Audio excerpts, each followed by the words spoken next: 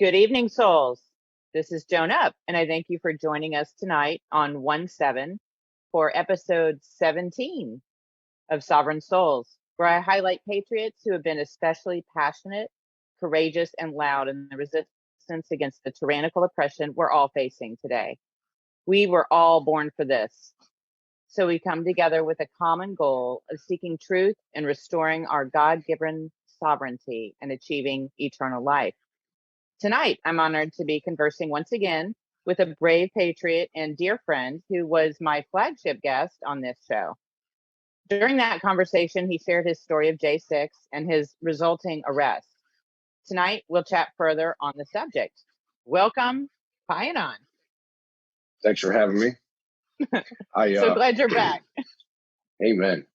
Yeah, I was just commenting earlier on how I was really honored to be your flagship guest, and I'm honored to be able to come back now, right after the anniversary of J6, and bring awareness to some of the things that are going on. Possibly give like an update of what my case has been doing, and some things like that. I didn't realize it was episode 17, like you'd mentioned a second ago either, and I just think that's great, especially being that it is 1/7, like you'd mentioned. And give us a rundown of that day, and why you were there, why you were a part of it, and all that happened. Sure. I mean, kind of a recap from our last episode together. The Trump with his infamous tweet of come down to DC, it'll be wild. And my friend Enoch put together the Midnight Rider Caravan, and where patriots from all over the nation drove together into DC, all as far as California and Washington State, as far north as New York, and all over the U.S. And they would meet up in choreographed spots and coordinated areas to meet up with other patriots and then continue the drive across the country. They raised a lot of money to help pay for people's gas and food and some lodging and stuff like that. And they helped over 700 patriots that wanted to go to DC be able to get there and back safely. So with that, it was a huge honor to be involved in helping organize that. And I didn't have a big part really. I helped coordinate through emails of where people would meet, giving out information, et cetera, et cetera. But not according to the media. Yeah, well, according to the media, I'm supposed to be the leader of the riots and everything else, which is obviously we all know how that goes. I can't even lead my own household, let alone some big crazy stuff like this. But we went down there just to enjoy American patriotism and American exceptionalism at its best. I went down there and you see just red, white, and blue everywhere, and people were smiling, and it didn't matter where you came from or what your past stories were. We all united under one banner of freedom at that day, and it was beautiful. I actually believe that was a firsthand experience of what our true America is and can be like. And it was people from all walks of life, not just Republicans, not just Democrats, not just liberals. It was, or libertarians. It was everybody. Even there were even folks from China there that were protesting the CCP. Wow. and things like that. But we all unified under the idea of freedom and liberty and unity. And people were smiling and happy, and it was great. And we listened to Trump's speech at the White House Ellipse. And once his speech was over, myself and we went, there was like this huge flag that people were carrying over their heads. I don't know, that thing had to be at least 50 foot long. And it was, beautiful old glory in a vest. And we were walking towards the Capitol underneath of that flag. And as we got closer, I caught a whiff of tear gas, which I recognized from my time in the military. And that immediately sent red flags. I didn't know anything was going on at the Capitol that was negative in nature. Cell phone signal there was next to nothing. So, you got no notifications or anything. And so as I got closer, I realized that, this is something I need to record and to preserve for posterity's sake. The news, as we all know, can't trust it. They're not going to report on it like it should be. And I just kind of kept my head on a swivel and tried to move as far up to the front as I could. I mentioned to you before, I never went into the building. I never attacked anybody. I didn't destroy anything. I never screamed inflammatory things into the crowd. I was always screaming, no violence. We want peace. I mean, I would, emotions get high, and I would yell at like the riot police that they need to honor their oath and what they're doing is wrong. Emotions got real high after I got hit with a nightstick. And so I shared a few colorful words with them in those moments, but then I would turn right back around and say, we are speaking up for you as well. We're using our First Amendment right and exercising our freedom of speech to speak up for you and your freedoms, and to join us, to stand down, to let us go to the Capitol, which from what I understood, that we had a permit to be there. So, as we all see plastered all over national TV nowadays, it all went haywire. And I was right up front. I was right up front for hours. I left well after dark. I saw many things there that I would characterize as police brutality. I saw several things there which I would believe that they were staged, especially at night as I was leaving the Capitol grounds in the area. I saw tons of cameras pointing at people that were obviously acting. One woman kept screaming that she lost her baby, but would look into the cameras and be very over dramatic. Kept repeating the same thing, like the same phrase, probably 10 or 12 times. And, there were like spotlights and camera cables and things like that. So it was a bit surreal. My actual time at the Capitol, like during the day when I was up front, my biggest thing was to just use my voice, try to stop anybody that was trying to be violent. We saw people that were trying to use pipes against Capitol Police. So, I went and pointed it out, yelled, and they helped take pipes away from them. And they turned those pipes over to the Capitol Police so that they didn't use them against them. And when I did that, there was a gentleman in the crowd that said, what do you mean no violence? How do you expect to get your Capitol back? And my response was the constitutional process, because that's how I feel.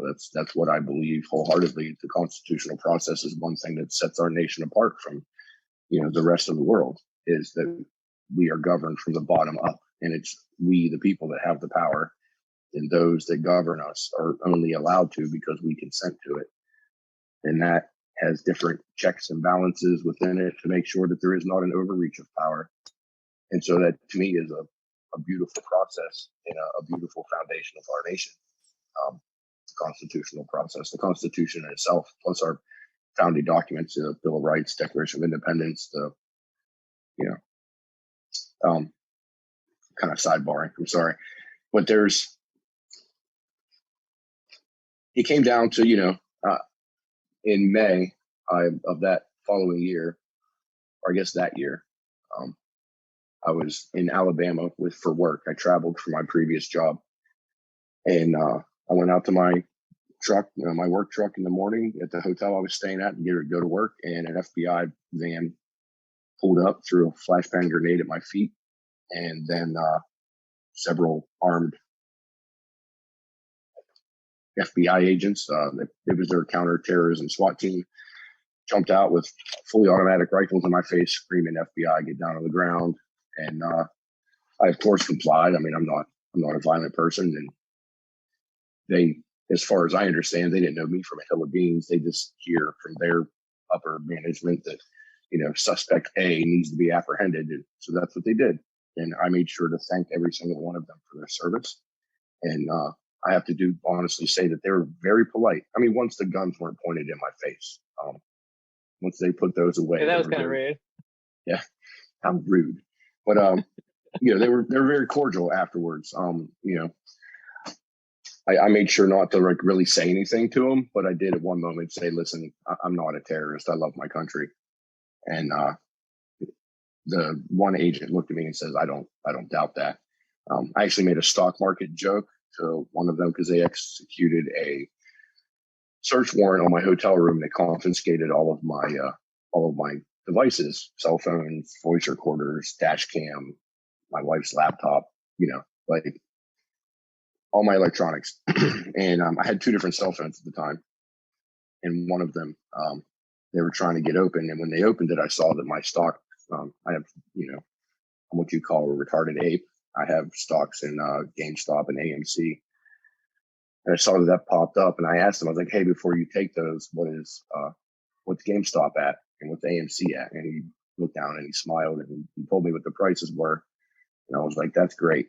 And then he replied with, it looks like you and I have something in common. And I was like, I don't know what you're talking about. I just like the stock, sir, which is a common phrase used on a Reddit board for Wall Street bets, pertaining to those stocks in particular, because they were pretty controversial at the time. So, but that got a chuckle out of him, the forensics guy. But other than that, I didn't say much, for obvious reasons. Now you had a little inkling that, I mean, this wasn't a surprise. You knew that you were being watched, and you actually, you knew you were on their list, right? Oh yeah, for sure. It was brought to my attention. My wife brought up that I was on the FBI's Facebook, help us identify, etc.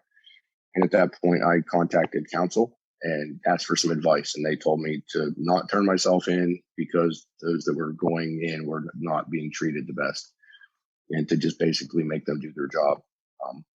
I didn't try to hide, but I didn't make it any easier on them. But over those couple months, or maybe months, I don't remember exactly when, I saw the photo of me, as quote unquote wanted. But some very peculiar things started happening, and conversations that I would meet up with certain people, and the conversation would always turn towards capital or politics or something of that nature. And one who infamously goes by the name of Bryce was a quote unquote insurance salesman. That you've all probably seen his picture. Yeah. So there was a bar in Alabama that whenever we would get done working, a couple of friends of mine from work, we would all meet up there. Our food tends to be some of the best food, in my opinion, if you're traveling. And so, you go there and get a nice big burger and some fries and whatever, and maybe have a drink or two. But I'm not really a heavy drinker. But Bryce was always there whenever I went, and I really like karaoke too. If anybody's I have to ask one question. Was he wearing jorts? No, he wasn't wearing jorts, but he was wearing like the button-down suit type of deal. Didn't stick out, or he didn't fit in too well in a bar in northern Alabama. Yeah, I would think so. But he'd always, and especially on karaoke nights, he was always there, and he'd always come and sit by me, and we'd be talking, and a conversation always led towards the Capitol or politics and whatever. And at one point, I even said, I'm probably being watched by the FBI because I was there. I mean, I was honest with him. I have nothing to hide, so he was probably thinking he hit the jackpot because he was getting all kinds of information from me. But I've had, I've always been honest. I have truth and right on my side. I'm not worried about anything. That's why I have no problem showing my face. That's why I have no problem being, an open book and just tell my story, because I know what I did and didn't do, there. And I know what I did and didn't do leading up to it. I've never been a violent person. I've never been the type to be derogatory or to make threats towards others that I don't agree with. And I get threats all the time. I just laugh at them. But anyway, I made the joke that, all the feds are probably watching me. And he says, well, if they were, you would never know because they're really good at disguise. And I laughed and I said, yeah, unfortunately, some of them, sometimes they disguise themselves as insurance salesmen. And that was the last night that I had seen them. I was there for oops.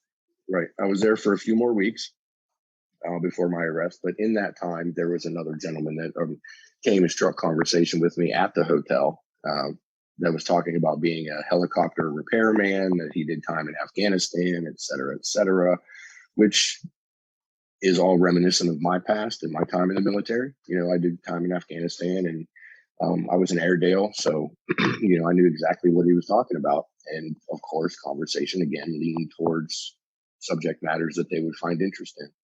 And so, it was kind of obvious. The biggest giveaway, the night before I was arrested, I was out at that same bar in Alabama, and I stepped outside, and there was this biker. He didn't look like he was a biker, but he looked like a biker. You know what I mean? Like, yeah.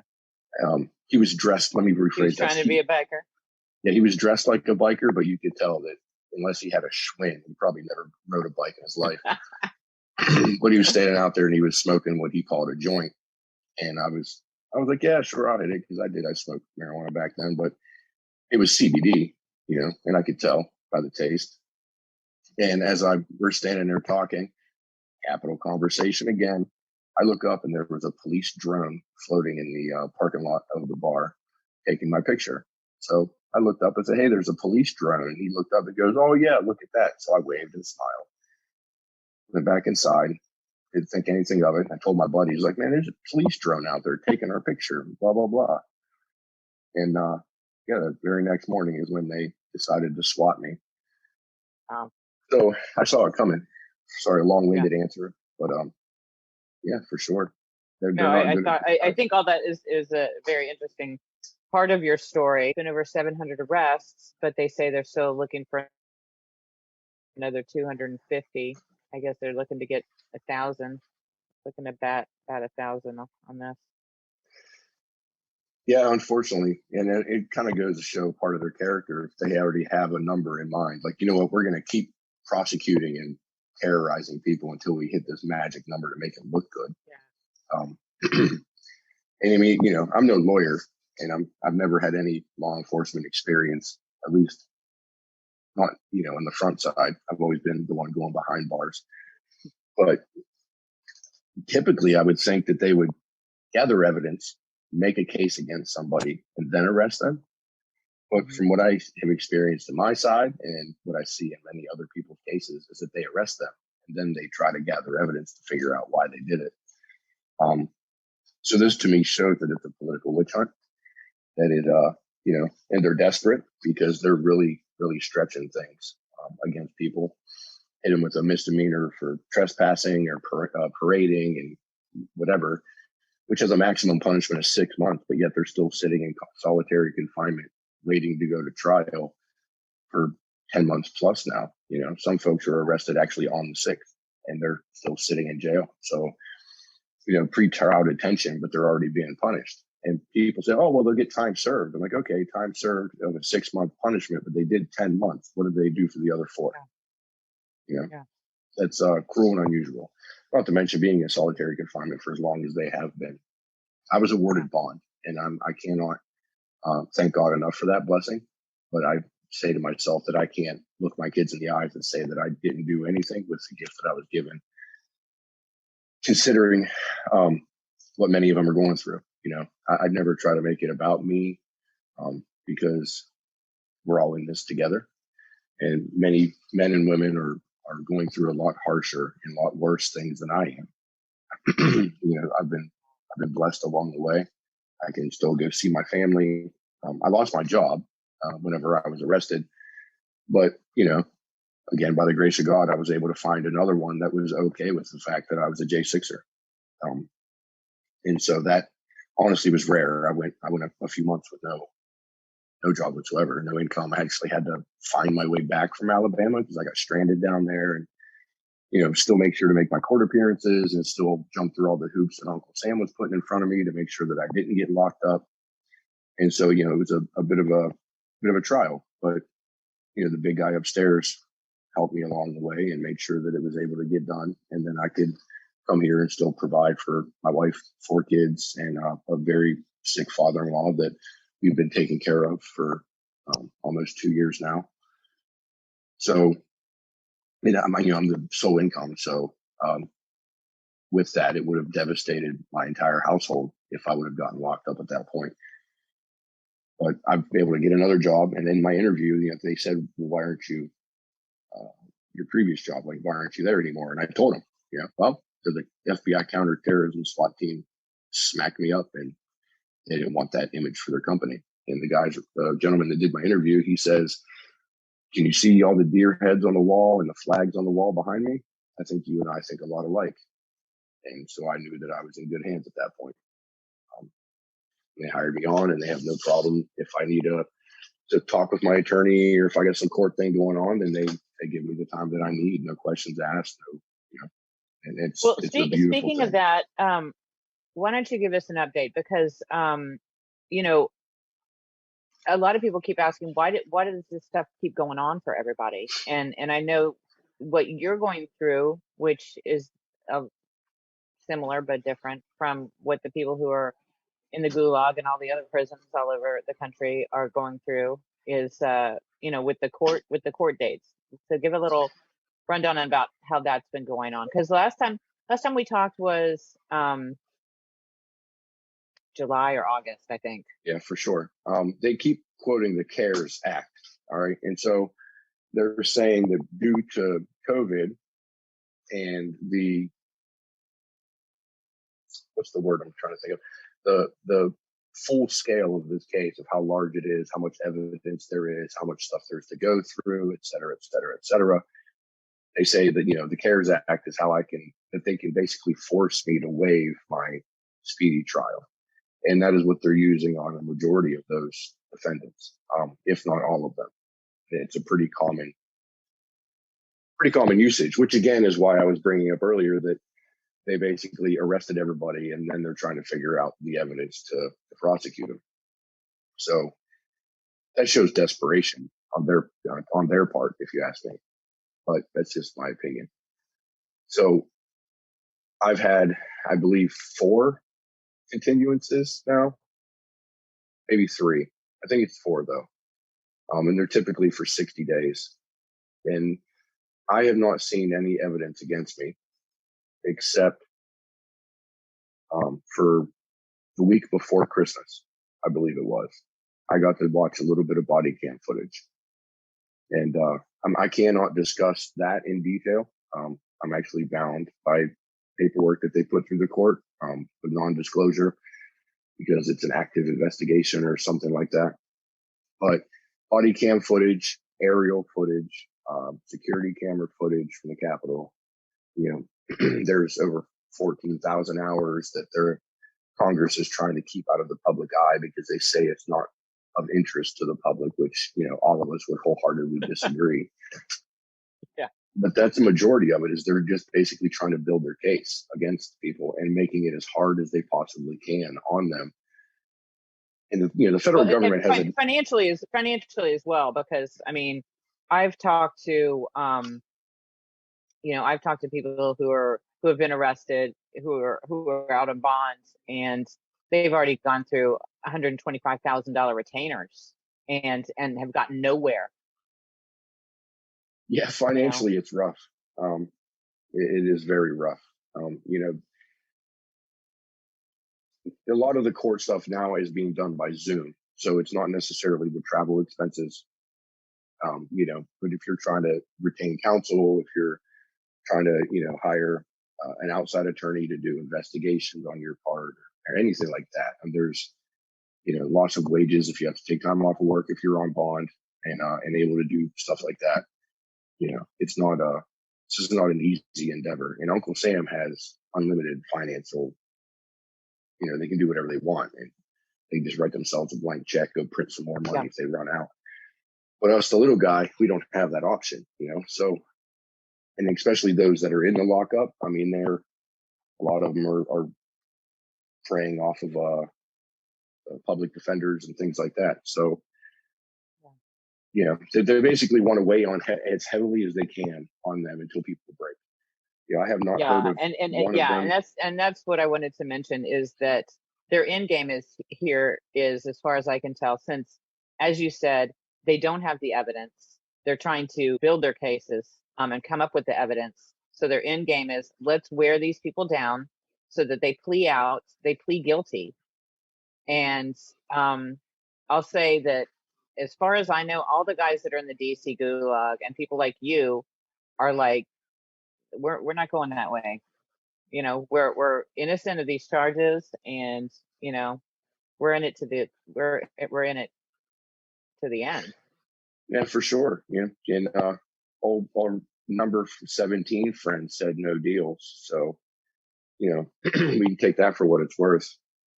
But the Right. biggest issue, like, they have a 97% prosecution rate. And that's, I think, how they do it is they just basically get the person to buckle and they take a plea to something small. So the feds, they get their win and, the person gets the pain to stop, for the Mm-hmm. most part. Because it is, it's tough. I mean, it's a lot tougher on those that are in lockup. I'm not downplaying anything they're going through at all, but myself, like, there's times that I have to go, meet up with a federal supervisor. I've had to have my entire house combed free of anything that being contraband or any type of weapon or whatever. Even so far as like my son wanted to buy my father-in-law a decorative sword for Christmas, and I had to tell him like, hey, you can't, man. I can't have that in the house. My, Yeah. the feds say no. If I want to move more than just a few miles away from my house, I got to call and get permission. And the attorney has to contact the judge, and the judge has to this, and okay, it's approved, and then they let me know. And there's no spontaneous road trips to take the kids fishing across state lines type of thing. So, luckily, recently I was actually awarded free travel within the continental United States for my work. But if I, again, wanted to take the family on a joyride, I have to call and get permission for it because it's not work related. But that is, in my opinion, that is what they're doing. They're trying to wear people out, trying to get them to plead guilty so that way they get their the notch in their belt, and then everybody else just they get this to stop because it's rough. I mean, financially and emotionally, it's tearing families apart. There's families that have been taken away from their kids. A mother and father both imprisoned, and the judge. Mm-hmm. I just read this case not too long ago. I forget her name, but the judge was actually very gracious, in my opinion, considering their situation and how just stupid crazy it was to begin with. But the mother and the father were both arrested and they were both sentenced time in prison. But the judge awarded them the ability to do them at separate times so that they could be at home one of them could be at home with their child. Oh, so right. there are some gracious moments within these that still give me a little bit of hope in the justice system. Yeah. They just don't realize overall, how strong we patriots are in our convictions about this, and they don't realize how hard it's going to be to wear us down. I think, yeah, I mean, I am absolutely inspired by some of the resolve and the dedication and the determination by many of those patriots, especially those that are in federal lockup, and then not just in D.C. I mean, they're all over the state, or all over the country. They're in Florida, Tennessee, Kentucky. There's I do believe folks in federal detention centers, even in Oklahoma. So, they're all over the place, and it is awe-inspiring to see the resolve that they have. And not even one way that we can see it outwardly is the fact that they get together and sing the national anthem every night at 9 and then have like a prayer time afterwards, given everything that's happening. And I think so. I definitely want to talk about that some more, but let's talk about when Marjorie Taylor Greene and Louis Gohmert, and I think there was maybe another congressman with them too, went to try to check out the prison in DC, and they didn't even say we're specifically going to look at these guys. They wanted to look at the prison and check it out, which they are entitled to do. That is part of their right, their job as Congress people, and they got there, and they went in the front door, and the warden said, "Let's go outside and talk," and then she turned around and she went back in and locked him out. I mean, it was unbelievable. Right. And if you see, I do believe the other congressman was Matt Gaetz, but if you see, I believe so. In that same video, there was a video posted online about that. One of the J6ers attorneys tried to enter the building, and he was like, "I have a scheduled appointment," and they turned him away. So they're turning away counsel. That's that's a whole other topic. That is, yeah. With some of the discovery that these guys have finally gotten, and it's taken so long, and they get the discovery, and they've got it in their cells, and then they come in and they actually steal it from them. They destroy their discovery. Yeah. So it's, I can't even delete photographs off of my phone if I wanted, because that would be considered evidence tampering. But yet they are quite literally destroying the evidence and stealing it from them. The discovery of mine that I've seen is flimsy at best, but they try to, say that I assaulted police. They said that I committed violence inside the building. They say that, a lot of those different things, and none of it. Like, I never went into the building. So how did I commit violence inside the building? Stuff like that makes no sense. And if they're doing that to me, I can only imagine what they're doing to those that are in the lockup. And the conditions in which they're in is absolutely abhorrent. The moldy food, black mold in the walls, the freezing conditions. They have next to no heat in there. And so they are literally, their hands are turning blue and stuff like that with how cold it is within those areas. If anything happens outside, candlelight vigils, prayer vigils, protests, anything like that, the prisoners inside are punished for it.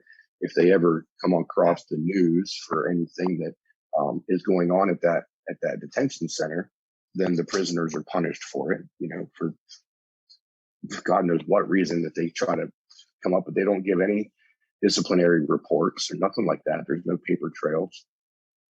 When they turn away congressmen that are entitled to do oversight, that should be a huge red flag. And I got to give it to MTG, Marjorie Taylor Greene, for putting up the fight that she is. I'll be real honest, when she first went there and came out and did this big fiery speech on the front lot to the press corps that was there, I was extremely skeptical. I'm like, okay, she's showboating and nothing's going to happen, but I have to retract that statement because I see that she's putting up a fight, and a good one. And so I got to give her a hat tip. Marjorie Taylor Greene is a force to be reckoned with, and she is out there trying to bring awareness and trying to get oversight and trying to get them in conditions that are at least viable. I don't want to say that she's trying to get them freed, because that's a little hopeful, but at least for what I see, that she's trying to bring to the forefront what is actually happening there, so that something can happen and make change. So I pray that the fire within her can do something for them. We need to free them out. We need to get them out of there. There's no reason that they are sitting in solitary confinement for these many months with no trial. Still haven't seen their evidence against them. I still haven't seen all my evidence against me. Like I said, I just saw a few video clips, and they say that there's still more to come over the next couple months. So God knows how long this is going to drag out.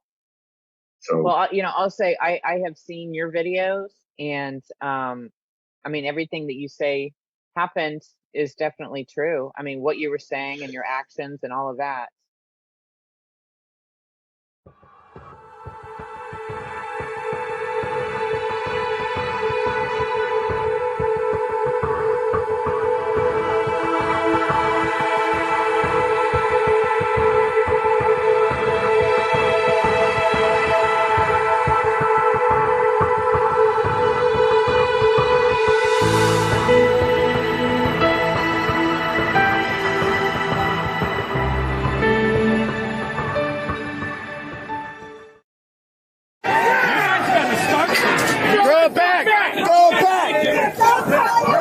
You want to tear gas innocent people? Huh? Does that make you feel good? We want freedom. We don't want violence. We want peace. We want freedom. We want our liberty. We want truth. All we ask is that you stand down. Let us in our house. Let us in our house. We love you. We back the blue. We appreciate you, but you took an oath, and you know what you're doing is wrong. You know what you're doing is a violation of your oath.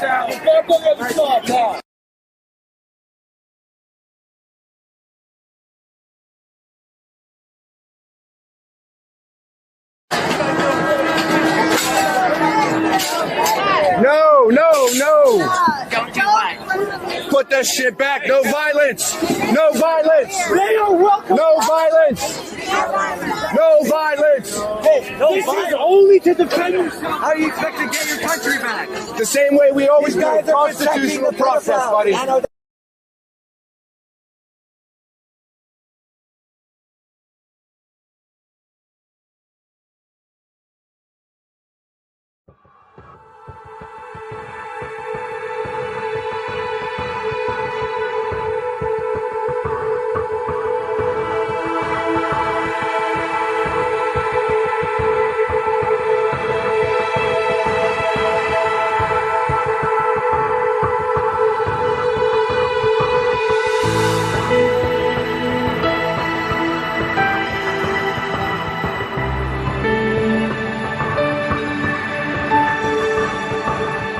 That I did was I would mute certain sections to get rid of like annoying cowbells, because people were ringing cowbells like right next to where I was filming, and so it was just loud and obnoxious.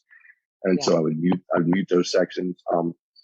Because I also worried about the safety of the officers there. There was a few times that while at the Capitol, I would say their name because I could see their name badge, but to prevent any doxing of the Capitol Police in itself, I did clip out where I would say their name. But other than that, it's all pretty raw video. Anybody that watches it, I'll apologize ahead of time because I repeat the same phrase like 8,000 times, and it gets to be to the point where even annoyed. I didn't find it to be annoying at all. I mean, it was the heat of the moment. It was Well, you're going to be critical of yourself, but no, I mean, I didn't find it annoying. Okay, so Marjorie Taylor Greene, when she finally did get in there, which was amazing, yes. She got to hang out with these guys, and some of them were literally in tears because they feel forgotten. The little communication that they get with the outside world, these people, they have not had any visitation with their families or anything. They have a tablet that they share. They have to use commissary money to be able to pay for communication outside. So anyway, I mean, it's so hard to discuss this because there's so many little details about everything, but to try to stay focused here, she was there, at 9 p.m. Eastern, which is when every night these guys who are being persecuted by their own government still from their cells sing the national anthem of their country together faithfully every night. So tell us about and it was a beautiful thing to see. I mean, there's video of it, and it was amazing. But tell us about Sing for Freedom. So before I go into the Sing for Freedom thing, I do want to mention that seeing her go in there and actually meet them, according to her own account, she did not specifically go in to see just them. But when she did go in, they purposely kept her away from them. And so she had to ask, no, I want to go see the January 6th group, because I guess they're all kept together.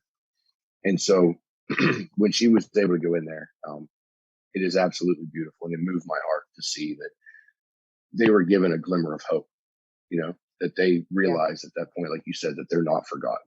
And that is, I honestly cannot even imagine how it would feel to have that relief of knowing that there's still folks out here fighting for you. And I'm sure they get a little bit of glimmers whenever they do speak to their families online. And because I've been told by some of the family members that they've shared some of my Sing for Freedom videos with the guys that are in there to let them know, like, hey, there's people out here that are singing with you and to, stand in solidarity. And they're, basically screaming from the rooftops of what you guys are going through and trying to get a little bit of traction. So to actually see somebody there in person and not just hearing about it through, a tablet or through a Zoom call had to have been just extremely emotional. And I'm very thankful that she was able to do that. But when I had first heard the audio recording of them singing the national anthem from their cells together, that had moved me, deep within my soul. And so I prayed on it, and I didn't know what to do. I was still in the early stages after my arrest, trying to figure out like, okay, what do I do here? And that's why am I free, and what's God's purpose for me not being locked up? I'm sure. Right. I mean, initially my criminal complaint had 6 rather menial charges on it. And I was like, okay, they gave me bond. I didn't think anything of it. And then I got my actual indictment with the 10 charges, 5 of which are felonies and the other 5 misdemeanors. 3 of those felonies. You have the worst charges of anybody, right? As far as I've read through a lot of their caseloads and what they've been charged with, I do have more charges than anybody else. Which makes it just extraordinary that you're out. And one of your charges, they claimed that you were inside and you weren't, but there's guys that are in there that weren't inside either. Right. And I have no idea. I'm not going to look a gift horse in the mouth. I'm not mocking the court whatsoever, but I don't know why I was awarded bond and they weren't. I mean, some of them are being held, like I said, on just a misdemeanor charge of trespassing, but they're locked up in the DC gulag. And I'm looking at, 3 assaults on a police officer, trying to disrupt a federal proceeding, which in itself is 25 years. And that each assault on a police officer, they say, is 8 years apiece. Add all of these together, it's like 72 years or something like that, all combined. Yeah. But, I'm hopeful that a lot of these huge loopholes or these huge gaping holes in their charges against me are just going to make it go away. Because, again, I didn't do anything. But we'll get back to this thing for freedom. We got off track here.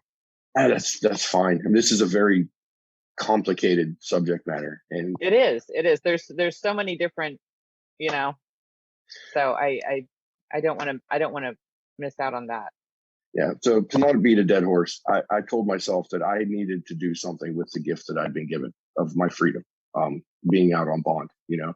I have to go face Uncle Sam head on here eventually someday, but I at least have the liberty of being able to do it from the comfort of my own home and, until that day comes. And so I wanted to be a good steward of the gift that I was given and to bring awareness to what they're going through when they're in lockup. Their families are being torn apart. The kids are taken away. Many of them have lost their businesses or their jobs, and they're losing their homes. I wanted to make sure that I could do something for them. And so God spoke to my heart, and I heard the recording of them singing the national anthem from within themselves. And the ability to hold that resolve and that love for country, despite everything that they were going through, I wanted to have others join them. And so I started doing the Sing for Freedom, where every night at 9, I record myself singing the national anthem, and I implore others to send in videos to us, to me, of them singing the national anthem as well. And other, putting on different platforms, not just Telegram or YouTube, but, to have people post it everywhere so that we can show their families that they're not alone, and help revive patriotism in our nation. But it's a way that we can protest the conditions of which they're being held in, and, because they are political prisoners. And so, but do it in a way that we cannot be deemed violent or hateful or whatever. Like, how is the news going to twist that we are singing the national anthem? That means that we're a hate group, like that seems silly to me. Yeah. But, don't get me wrong. Several organizations, the news organizations, or what they call themselves news, they deem us as right-wing extremists and zealots and bigots and racists and everything else. And it's been brought up that, people singing the national anthem on their front porch is now a form of hate speech and whatever else. So, leave it to the spin doctors. Well, these are strange times. You never know what's going to happen, Right. But really, our national anthem has become a form of protest. And that, is something that I want to help foment, is that our country stands for freedom and liberty of every citizen, innocent until proven guilty. And if I can do that by helping to bring awareness to the trials and tribulations that they're going through, and to, revive some patriotism in our nation, to show our neighbors.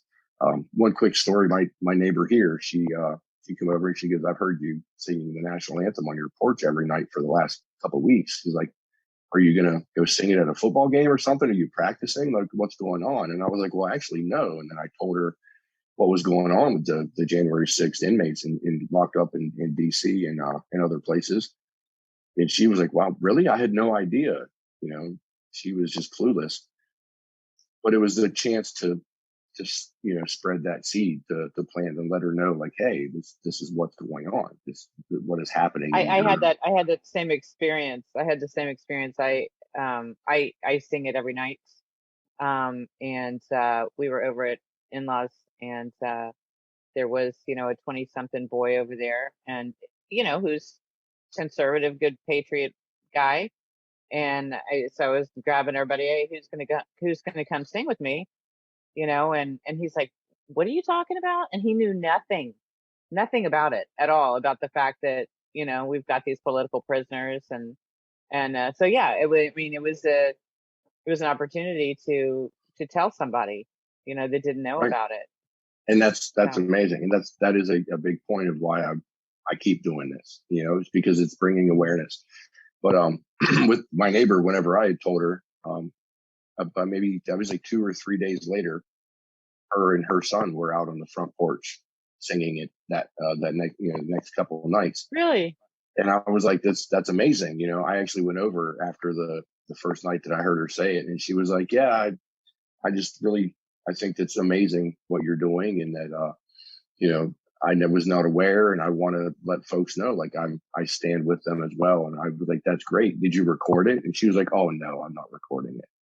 So, and that's one thing. So many people are afraid to record it. They don't think they sing well or whatever, or they don't want to have themselves on video. So what do you say to those people?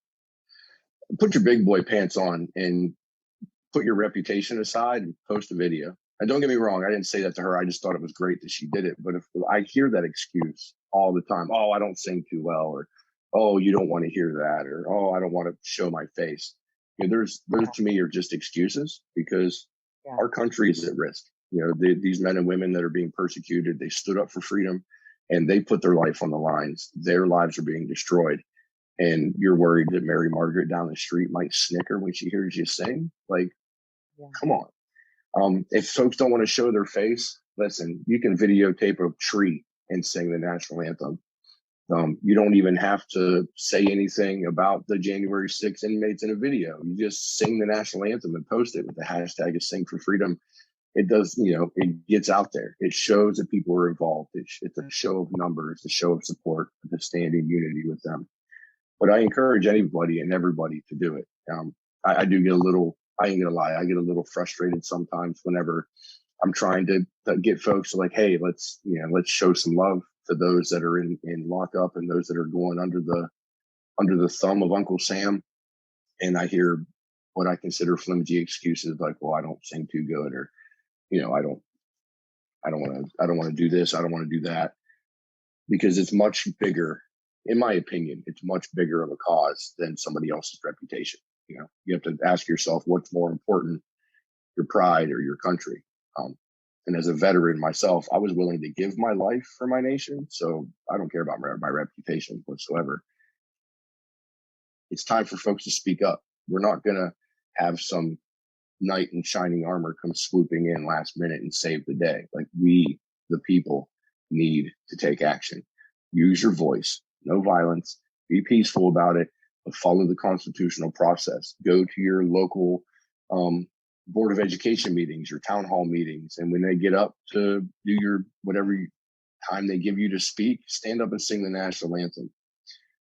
Use it as a form of way to say that we are not going to take it anymore. I saw an example of this, and I believe it was in Virginia. But this lady stood up and said that she is, I'm paraphrasing, but she basically was saying that she is upset of seeing freedom disappear in our country. And so she was going to sing the national anthem. And they gabbled her down. They, no, you can't do it. And they literally escorted her out of the room. And then the entire crowd that was standing outside of the room because there were so many people in there. They all couldn't get in at once. They all started to sing the national anthem together to the point where it echoed through the hallways and back into that room. And it didn't shut down the meeting completely, but it stopped it and let them know, like, okay, we are definitely on the wrong side of history here. And that's beautiful. Yeah. Yeah. I saw that too. And it was amazing. It really was. It really was. So, folks, please send in videos of singing the national anthem. Stand in solidarity with our J6ers. Be mad at me all you want. Put your big boy pants on and do something for your country. Get out there. Bring awareness. If your neighbors ask you what the heck you're doing, tell them. Let them know this is bigger than you, and we all should stand up. We stand for our veterans. You know how many veterans are sitting in lockup right now? A majority of them are men and women that have served our country and took that oath to swear to support and defend the Constitution of the United States. They followed their oath, and now they're being persecuted for it. Support your troops. Bring them home, right? So now they're POWs. They're actually in our nation, American citizens. I cannot stress that enough. Yeah. I mean, and I think you got to, remember, you got to think about how would you feel if you were in there? I mean, can you imagine, not feeling like, just feeling helpless. I mean, they have a lot of that going on because they're like, why is this happening? This isn't how our Constitution works. This isn't our country. How can this possibly be happening? They're, that the length of time that they've been kept in, even before charges were filed on a lot of these people, it just went on and on. And that's a big thing that a lot of folks don't realize is that, that can't happen here. It's happening, folks. It's happening right now. Yeah. Yeah. They also need to think about the fact that they're next.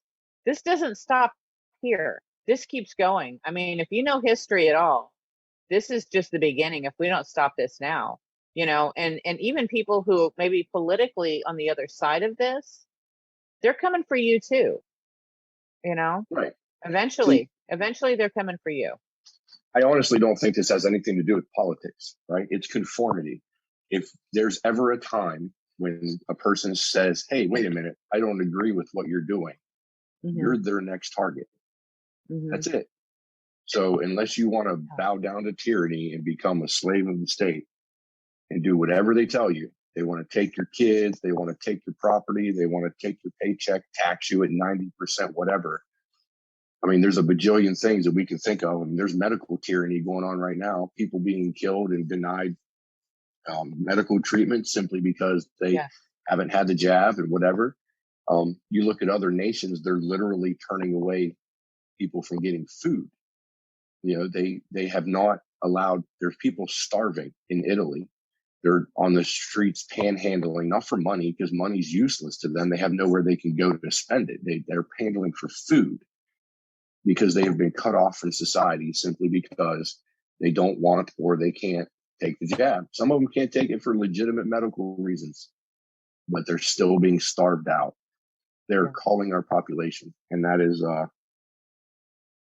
if there's ever a time if somebody stands up and says, hey, I don't agree with this, then you become their next target. They went after those that are outwardly willing to use their voice to stand up against them, against oppression. And now they're coming after those that weren't directly willing to do it and going after the opposing political party. But next they're coming for you, folks. And that is what history dictates. You can look at Mao Zedong, Stalin, Lenin, over in Germany and Berlin in World War II. I mean, all of that. It all follows the same pattern. Sololinsky's Rules for Radicals is a great book to read if you want to see what their playlist is, because they are following it to a T. Yeah, absolutely.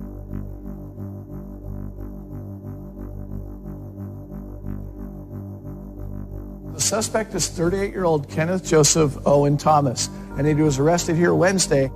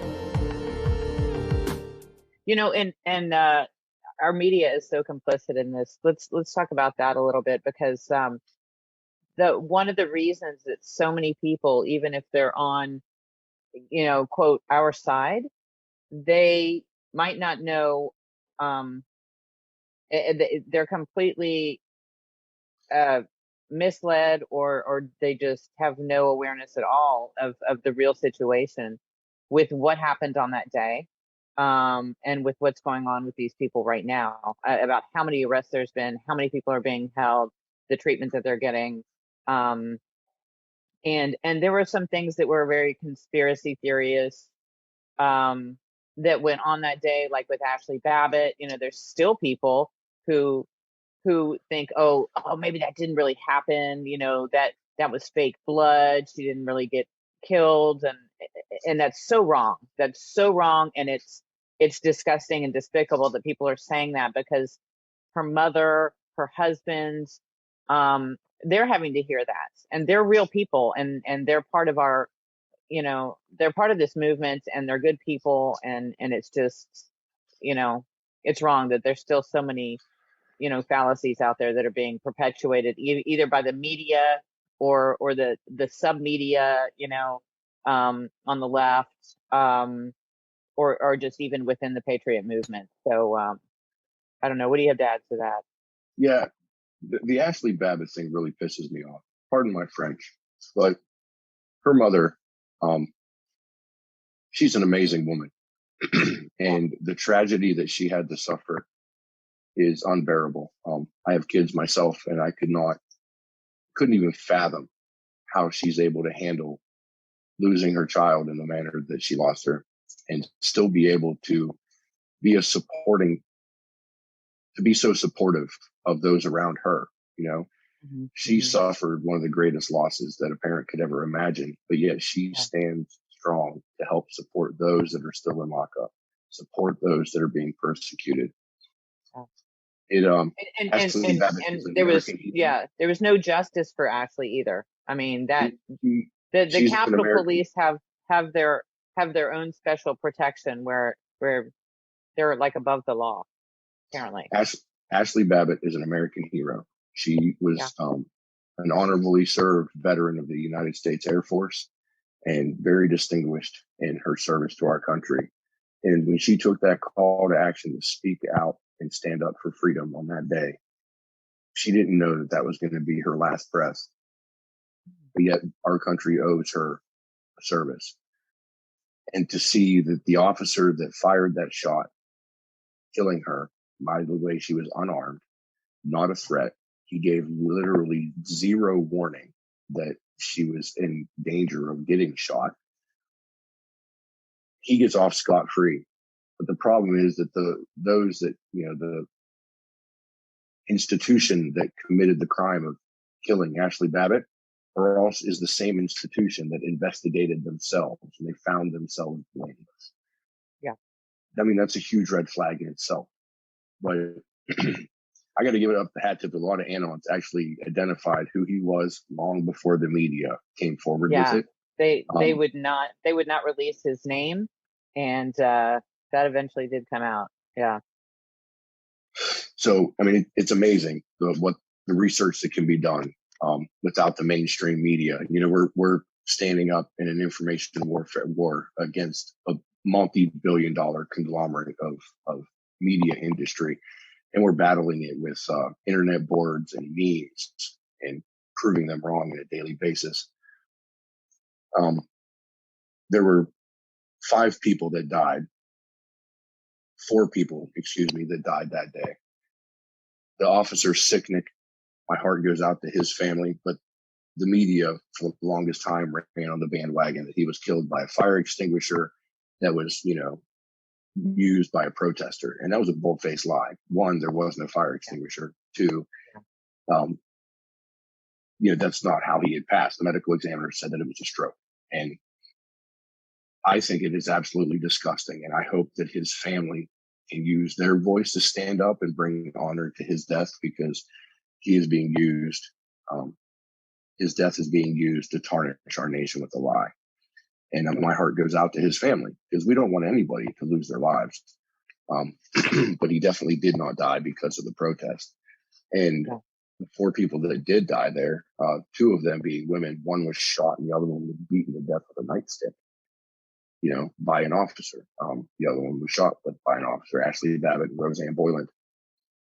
Another gentleman died of a heart attack in the midst of all the violence.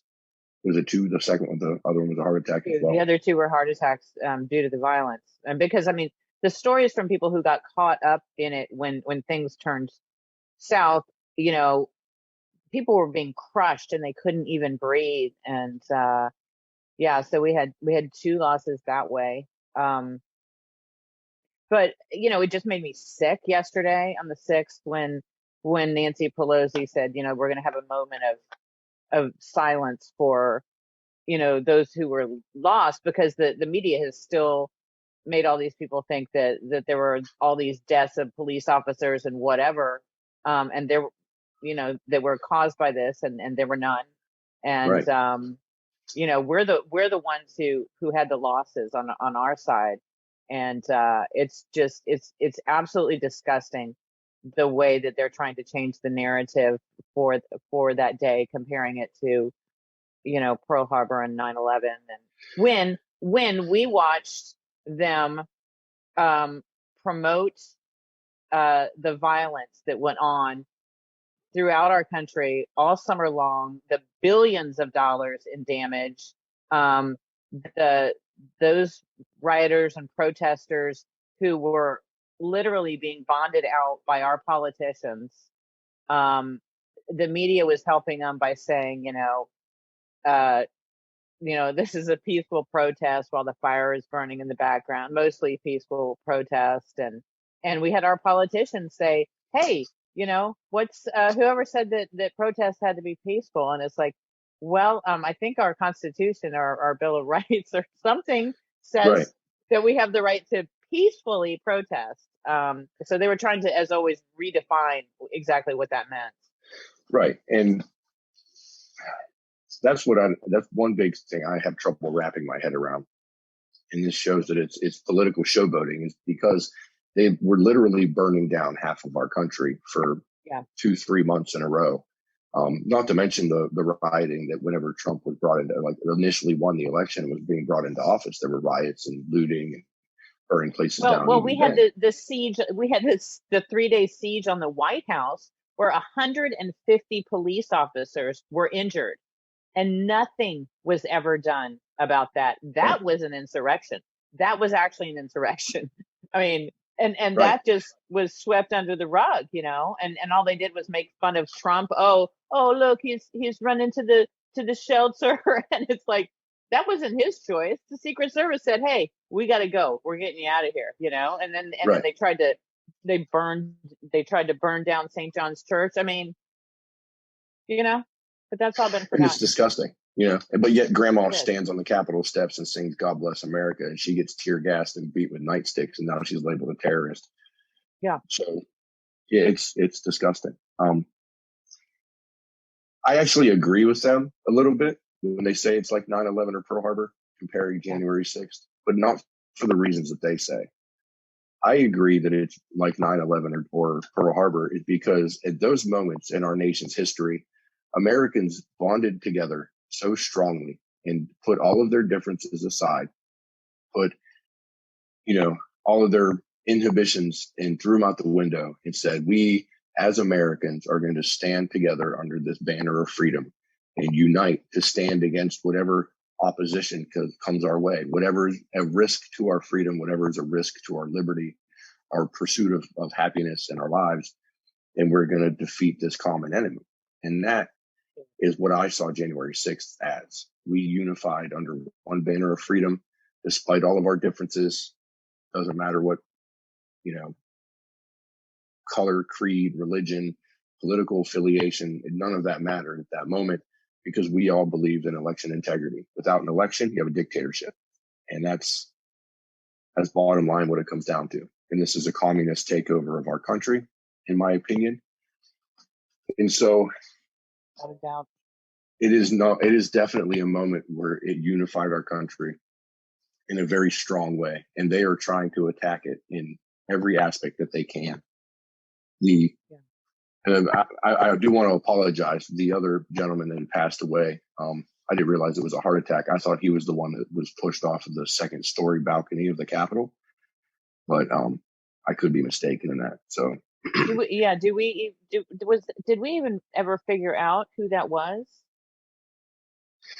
I thought so. I have to admit, I don't look too deeply into a lot of the stories. One, it's not that I don't have time. No, it's not that I don't have time, because I devote myself to this quite a bit. However, I don't want to become biased in anybody's stories, because there are some people that are in lockup that might have committed crime, but until they're proven guilty, then they're still innocent. There are some people that are involved in this that might have different ideologies than me. I don't want to become tainted. And so, and that go ahead and finish, and then I want to say something else. I don't want to become biased and think that maybe one of these J6ers is not deserving of the same care, concern, due process, or whatever. I'm human. Without a question. Yeah. I mean, we definitely, and there are, there are some in there who, the media has painted a terrible picture of, and said that they're Nazis or whatever they are. And I think, I think you're definitely right about that. Everybody deserves the same constitutional rights. So that's what this is about, because their rights have been taken away. But let's the one go moment. ahead and finish. Sorry. No, I'd say the one moment that I realized that, because I used to, as soon as I read something or I found something, I come across it, I would start digging. And then I came across a couple different stories where one of the gentlemen that are in lockup supposedly had confessed to being Antifa. And at that moment, I got enraged and was like, I have to stop doing this, because I'm not going to support anybody that was out there actually causing issues. Yeah. And something spoke to my heart that told me I was being an idiot, and I had to stop.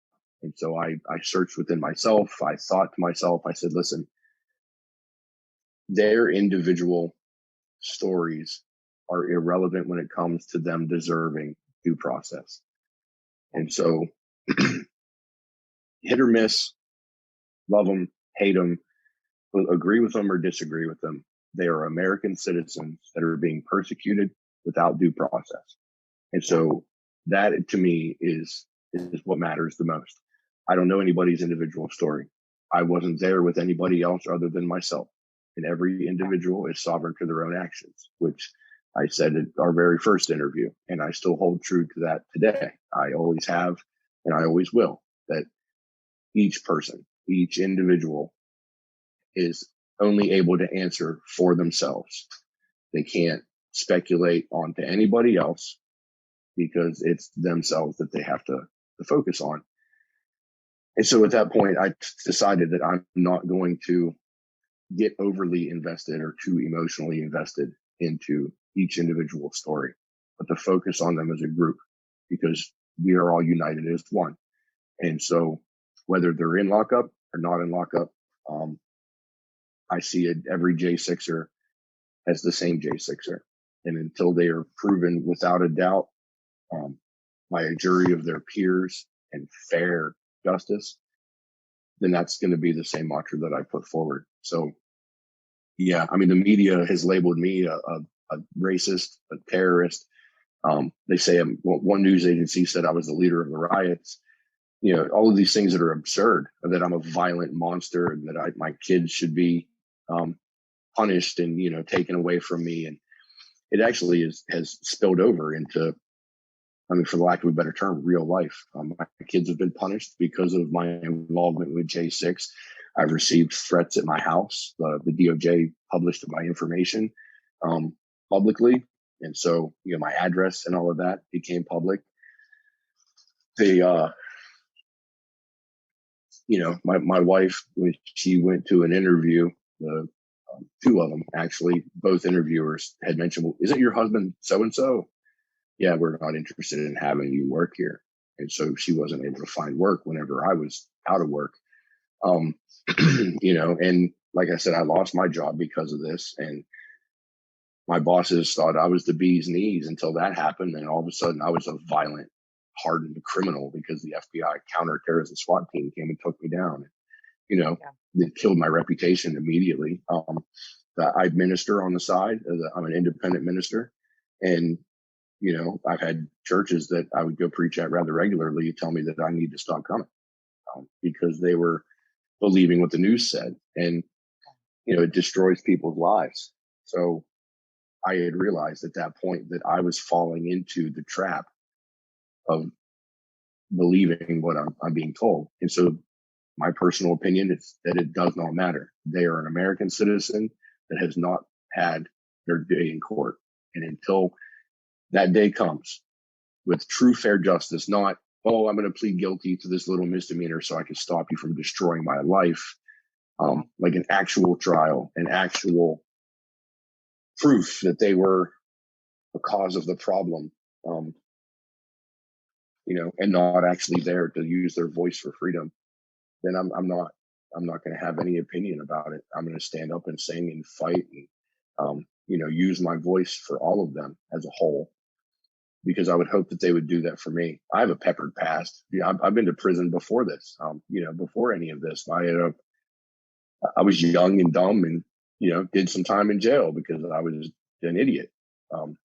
Nothing violent, nothing, whatever, just being drunk, stupid, and fell through the ceiling of a building. That's a whole story for another day. But, I have a peppered, I have a peppered past. Yeah. And I can't, I don't want people to hold that against me. Why should I hold something against someone else until otherwise? So I just want to put that out. That's why I don't want to sound like I don't know what's going on with these folks. I really do. And I was a little too involved at one point. And then I had to realize that because of how deeply and heartfelt I became with all of their information and all of their stories, that I started to become biased. And so I just wanted to make sure that I was not going to do that, because it would negatively affect, I believe it would negatively affect the outcome of what I was trying to do for them and their families, their children. That's the one thing I say all the time is think about their kids. The J6ers themselves are not the only victims. No, absolutely not. Yeah. There's one more subject if you're willing to hang around a little bit more, I'd like to hit on. Are you're okay on your time? I got nothing but time. Okay. So let's talk about the infiltration and what really went on here, because we really haven't talked about that. And that's what people, I think, don't understand. And it's funny. I know you're drinking your tea, but every time you hit that bottle, it looks like it's a bottle of Jack Daniels. So I have to throw that out. No. I'm not. Uncle Sam has grounded me, so I'm not allowed to drink any alcohol. This is it's funny though. That's just what it looks like. That gallon. Bottle when you lift it, it looks like a bottle of Jack Daniels. So I had to clarify that. Let's talk about the entrapment and the infiltration and so much of this, because I'll tell you, all the families, we've got a really amazing community that's really based out of Telegram of all the families of the defendants and the support groups that have formed for this. You've got your Sing for Freedom. There is Patriot Mail Project, which is one of the mothers of one of the defendants, one of the political prisoners, and the Patriot Mail Project is to write letters because they really need that support. It means so much to them. And they will write back to you. And these are beautiful people. And you can start like a pen pal relationship to support these guys. And yep, I've actually received letters from them as well. Marie Goodwin is an amazing soul, and the work that she's doing with the Patriot Mail Project, she does watercolors, and she'll paint like postcards and have people use them to send letters to the inmates. And it's to all the J6ers that they have on their list. Whether they're in the lockup in DC or around the country, or if they're out on bond like myself. I've received a few as well, and I've sent out a bunch of replies. I still have many to catch up on. I'll be real honest. I'm slacking on that aspect to write back to folks. But it's amazing because they have a chance to give words of hope and love and support to those that are in DC. One big problem though is that the jail withholds their mail sometimes and doesn't allow it. There's all these rules of what types of paper they can have. And if you can't put in a blank sheet of paper, you have to have at least a few words on it, et cetera, et cetera. Yeah. But it gives a chance for them to get some words of hope and encouragement. And that to me is beautiful. Another really good organization is the Patriot Freedom Project.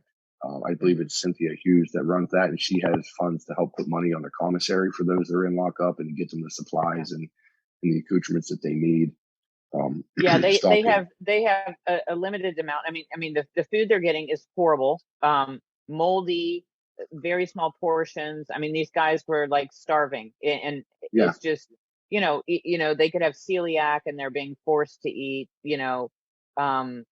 gluten, and I mean, just really bad situations here in on so many realms. But so they really depend on these snacks and other foods to help them out. But you've got to, I mean, this stuff it's not as simple as we'd like it to be, but you can buy them, and I've done this, buy a gift box that comes with things like maybe buy them a thermal shirt because they're freezing to death in there, or stationery to write on, snacks and cheese and summer sausage and all of this stuff. And they can get like up to, I think, $125 a month purchase for them through this program. And they've got their commissary money where they can buy other things, and there's limits on what they can get every month. But we've got, we've like adopted these prisoners, and it's amazing. And that's done through the Prisoners Records campaign. But there are these programs out there, and when we put this up as a recording on Rumble, we'll include all those links because it's so important. It's so important to help these guys out. I mean, and just they need our support on so many different levels. For sure. Please do. And then I'll send you a message that have the links of what I have. So in case there's something that you might not have or whatever. But, I got it all. I'm sure you do. Like you're amazing. I have to give you props because no. I have to give you credit because you really. I wish I could do more, but I give you a lot of credit because you really do go well out of your way to make sure to do everything that you can to help with our J6ers. You've been an immense help to me, and mostly like just kind of pointing me in the right direction. Because I'm like, hey, I really want to try to do this and help somebody out. And you're like, well, here, why don't you try this, try that, try this? And I'm like, hey, you're a lot smarter than me. I'm going to keep picking your brain. So thank you. But yeah, there's definitely a lot of groups out there. The CAPP with I think Randy Ireland is his name. StopHate.com and Dave Summerall, like they are all on the forefront. Tim Rivers, they're all out there trying to do everything that they possibly can. There's a gentleman on Telegram that goes by the name of EOJ Always, that he has selflessly devoted himself to helping the families and bringing awareness to everything that they're going through as well. And, I'm a small fish in a big pond with a lot of bigger fish, and they are the bigger fish. So please don't think that I'm trying to take credit for anything other than just trying to bring awareness to folks and then fighting for my own freedom in the process. I'm not afraid to show my face because I realize that, there's nothing they can do that I haven't already done to myself. So I give a lot of credit to those that are willing to give everything that they have to be able to help them. And those groups are amazing. And their hearts are so huge. Nothing but love and nothing but just unity and camaraderie and encouragement. They have prayer groups that they do nightly for hours. I mean, hours online that they would just pray together and pray for the families, pray for each individual on their list that they have of those that are in lockup. It's amazing. If any of the J6ers are listening that are not tied into these groups, please make contact. Get involved with them. They are a wonderful support, wonderful for your families. Even if, if it's your husband or your son or your daughters or whatever that are involved in this J6 and you don't know who you can just talk to, have a shoulder to cry on, to somebody that knows what the heck is going on, that's them. Reach out to them. Yeah. I mean, please don't think, like, if you want someone to talk to you, you can always contact me as well, but I am not as good at what they do. So they're amazing. You know, I don't want to sound like I'm saying, well, get a hold of them, not me, but you know, like, just for real, like, they're professional. They're on it, and they're 100% on top. And they're just they're just good people. They're just good people. I mean, you know, right? They just really are. When it comes down to it. But okay, so I got off on a little sidebar there. Infiltration. We were talking about the community, but we were talking about infiltration. Yeah. So talk infiltration. Okay. Go. So infiltration is actually a very big subject when it comes to J6, because they were there, right? They have feds have been, the DOJ came out and said that they had special agents within the crowd. The military came out and said that they had people in the crowd. There were people that were like agent provocateurs from Antifa and BLM and, you know, 143, just different groups, different organizations that had the intention of pretending like they were Trump supporters. And this has all become public. There's videos of people admitting, like, yes, I was paid to look like a Trump supporter and pretend like I was protesting. Yeah, more and more is coming out. We've got the video recently too of the Zoom meeting with AOC in it, planning this, you know, way before of how this was going to go down. Exactly, and they are trying to, you know, they were infiltrating the group to instigate the crowd with the violence, to cause violence themselves, and to paint our movement or paint our group, you know, the Trump supporters, as the problem. And that's big, because that is, they set us up. It's entrapment. And when the people that are arresting us are the ones that were in the crowd instigating violence, and they were the ones in the crowd causing violence, you know, the infamous Ray Epps. Yeah, who is Ray Epps? Where is Ray Epps? Yeah, well, they know where he's at. They found him. They tracked him down, and then he like sped away on his golf cart. But, that video was great. But yeah, for people who don't know, I mean, this guy was originally on the FBI's most wanted list, and I mean, he is seen like the night before with a megaphone, you know, in DC, saying we're gonna take the Capitol, we're gonna go in, and all the patriots are like, fed, you know. I mean, you know, they called him out. We spot him, we do. Well, they glow in the dark, so they do. They spotted him and they called him out, and they were like, no, we're not doing that. But he was number 15 on their watch list, and then magically he disappeared, and nobody, you know, they haven't arrested him, they haven't questioned him. And there's several of these. There's several of these people. In fact, the Jaden X, who was a big videographer that night. John Sullivan. Yeah. He sold his video for like $30,000 to the media, but he was never brought in for questioning. Never, you know, like he got off scot-free. Yeah, and making jokes on Twitter about, you know, hey feds, where's my money? You know, and they weren't jokes. I mean, you know, there were people in the crowd with megaphones that were instigating violence. Like I told you earlier, when they were taking pipes away from people, and the guy said, "What do you mean no violence? How do you expect to get your country back?" I have a very good shot in my video of his face, and I have looked through every list of every person arrested and every person that has been brought in over the 750 that they've done so far. He's nowhere to be found in any of that. I have a video. On my video, you'll see somebody cutting down part of the skirting of the scaffolding up in the western terrace of the Capitol. And he's never been arrested. He pulled a sawzall out of a backpack and started cutting down like some of the structure there, like the skirting that goes around that scaffolding. Never brought in, you know.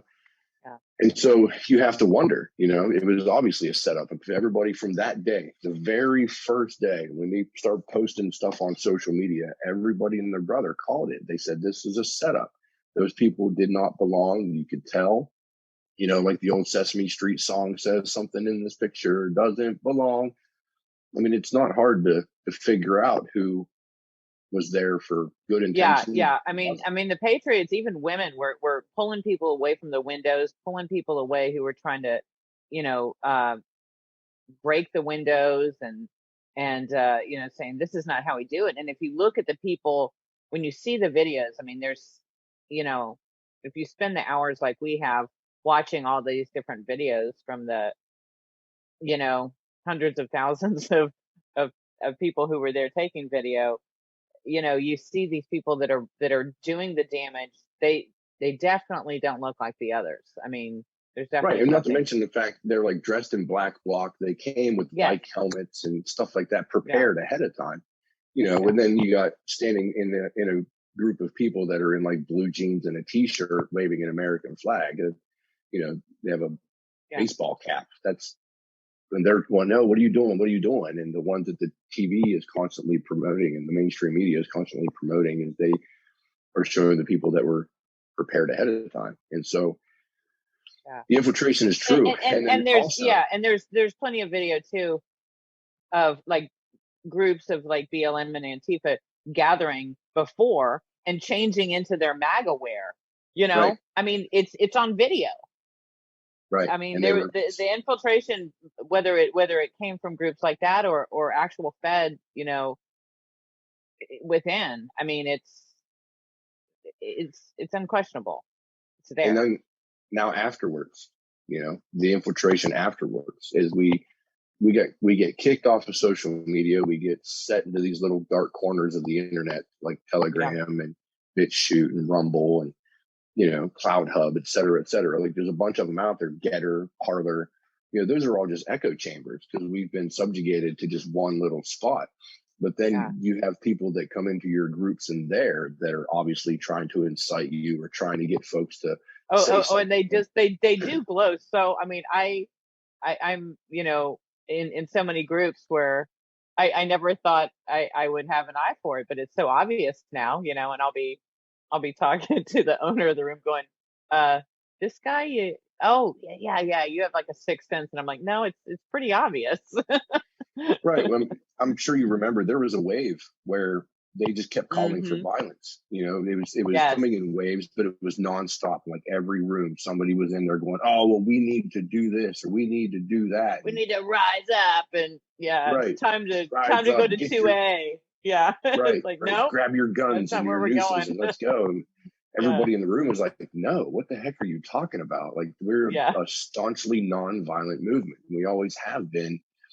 You know, Yeah. we operate in the Well, field of they just information. figured because we're the ones with the guns that we're going to be the ones that want to rise up, and it's like, Right. no, Yeah. that's not how it works. So That's it. it's yeah, it's interesting. Well, uh, this has been a great conversation, and I'm so glad you came back for episode number 17. Um, I forgot we and were doing a show. I'll be honest. Like what's that? I forgot we were doing a show. I thought we were just sitting there BSing. So my I bad. know, right? Yeah. um, but you know, you do have a great gift for prayer, and I was really hoping that you would close out the show um, with a prayer for our country and for all of you guys that are defendants and for all of our political prisoners and their families. Um, if you would do us that honor, I'd appreciate it. I would be honored. So just bow your head with me in prayer for a moment. Heavenly gracious Father, we are so thankful to have these moments to join together in unity with one voice, to give praise and honor to you, to give glory to you. We very much appreciate and are ever so grateful for the chances in life that we can see your perfection through our own imperfection. We are in a time where our nation is drastically becoming imperfect. We see our faults in the forefront. We ask, Father, that you can forgive us of our transgressions, of falling short of you, to help us to turn our nation back closer to you and onto your path. We ask, Father, that your will be done, to give us the strength and the guidance to be able to reform our families to be centered upon you. We ask for the special favor of strength to the families that are going through this persecution, to help them and us find the resolve that you expressed in the story of Shadrach, Meshach, and Abednego. We understand, Father, that with them, they had to choose between their government or to give glory to you. And they chose rightly by standing for you, but at the punishment of being thrown into a fiery furnace. Help us understand, Father, that they were not kept from the furnace, but they were protected from the fire within, so that even not a hair on their head was singed. You stood within that blaze with them, just as you are standing here with us in this tumult of destruction, persecution, and wrongful prosecutions.